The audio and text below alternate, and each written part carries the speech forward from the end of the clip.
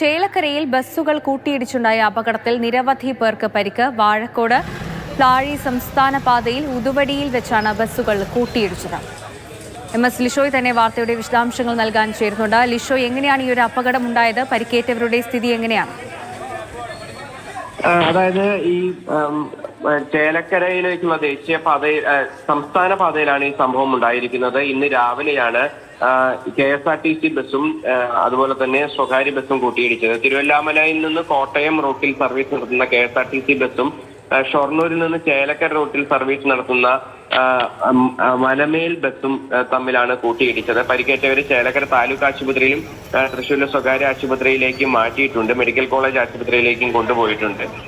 ഈ മേഖലയിൽ സ്ഥിരമായ അപകടങ്ങൾ നടക്കുന്ന ഒരിടമാണ്. ഒരു വളവ് തിരിഞ്ഞു വരുന്ന ഒരു ഇടമാണ്. വാഴക്കോട് പ്ലാഴി സംസ്ഥാന പാതയാണ്.